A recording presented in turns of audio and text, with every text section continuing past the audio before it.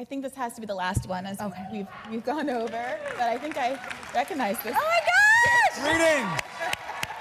Hey! Science! Yeah! Oh, wow. Wow, greetings, everyone. Oh my goodness, this is amazing. Greetings. This is so nice. It's good to see you all. I can't take selfies with everyone. Keep in mind, here's what I think's going on. I'll ask the question in two ways. As you may know, I'm a white guy. I belong to 2 unions. Wow. But I think the problem on both sides is fear. Yep. People are afraid, people of my ancestry are afraid of having to pay for everything when, as immigrants come into this country.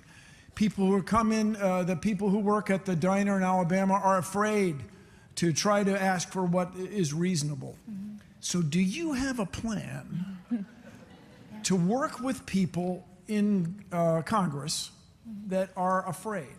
And I think that's what's going on with many of the conservatives, especially when it comes to climate change. Mm-hmm. People are just afraid of what will happen if we try to make these big changes. Mm-hmm. And I remind everyone, Article 1, Section 8, Clause 8 of the U.S. Constitution refers to the progress of science and useful arts. Mm-hmm. So when we address climate change, we're going to have clean water, access to the internet, and renewable electricity for everyone on Earth. Let's go! Yes! Thank you. So, Bill. This is amazing. So I think one of the keys to dismantling fear is dismantling a zero-sum mentality. So that, I think, is a really important part of dismantling fear. So what does that mean? It means the rejection outright of the logic that says someone else's gain necessitates my loss, and that my gain must necessitate someone else's loss, that my gain must come at the cost of another person. We are increasing our capacities for productivity, and so we can give without a take, is where we're going through technologically.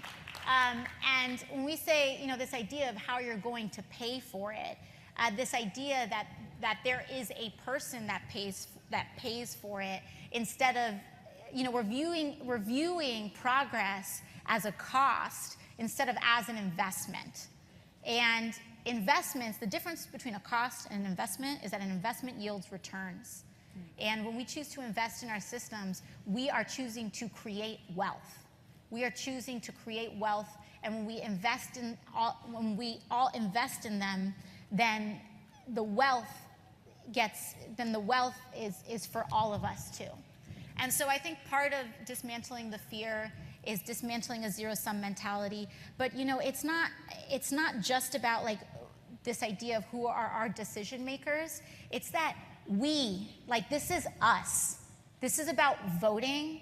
This is about the conversations that we're having with our elected officials, because I go there, and whether it's true or not, they blame all of it on you guys. They do.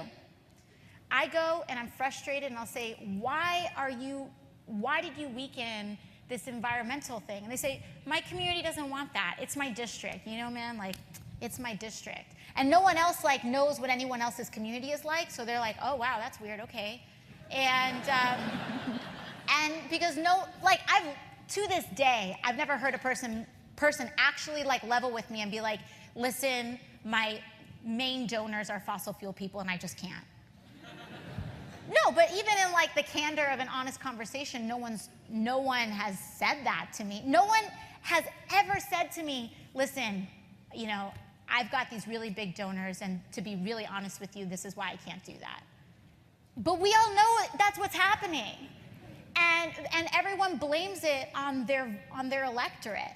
And when our electorate isn't speaking up, then they're allowed to get away with that. But when we decide to participate in this system, and what I talk about is not just in the on season, which is election time, But when we raucously participate in our system, in the off season, in the governance time, when we participate in our own self-governance, not just our own elections, but our own governance, when we see what bills are coming to the floor, when we show up to the gallery in DC, when we pick up the phone and call our congressman as much as we call our local, Chinese spot for takeout, like, that's the kind of relationship we need to have, because once we start getting vocal, they can't get away with the excuse of my district doesn't want that anymore.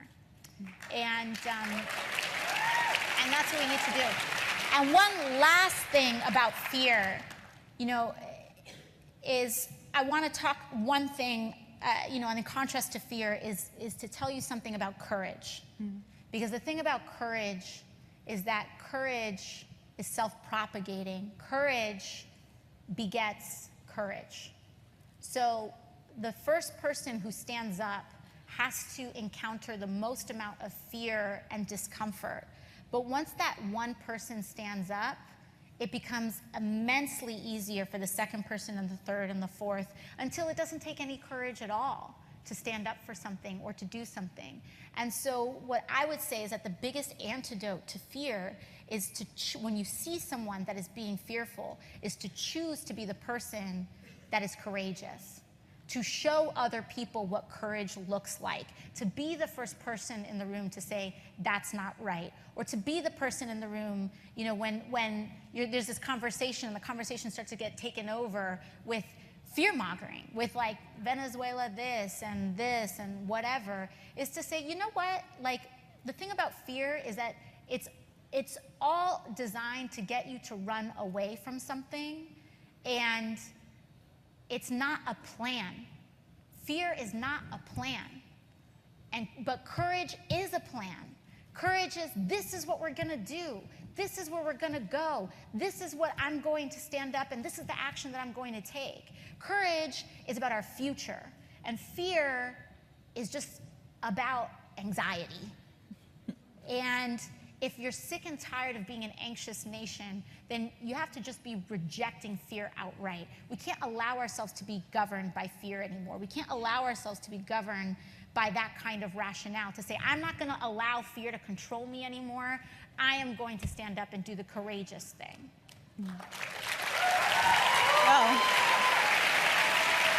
I think that's a great note to go out on. Thank you so much. Thank you for staying late. Thank you.